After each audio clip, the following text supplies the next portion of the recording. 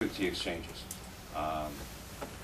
We believe in choices. If you're going to set up the exchange, and I understand, a little bit about the Federal Health Care Act, and the exchange is part of it that states either have to do or let the feds do it. We certainly don't have any issue with the state setting up its own exchange. I understand the politics of setting up the exchange as a mechanism for a so-called single-payer health care plan.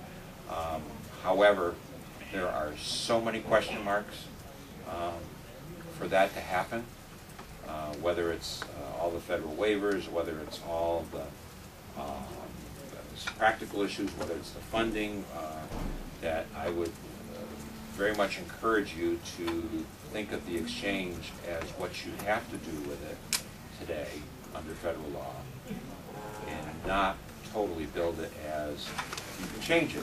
And as next year we get more information, we get a better idea of federal funding, you can continue to modify it. I would just hate you to merge everything all together. We believe in choices. Do your exchange, but set up, allow for plans to be offered both in the exchange and out of the exchange, so that customers, consumers, businesses have real choices in the marketplace.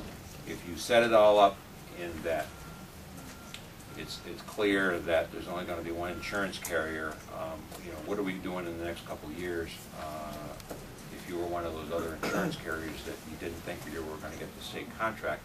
You run the real risk of them saying, we're not going to be here in 2 years anyhow, why bother? And we've lost whatever little bit of open competitive market we have in the meantime. And then in a couple of years we may find out we hit a roadblock that we can't do anything about. So I just ask you to consider that. Take small steps. Walk before you run. The exchange is an under 50 issue, and then the up to 100 issue in terms of the small group. Do with what we do small group now, under 50. A couple years from now, and you want to do the up to 100, you have an opportunity to reevaluate that.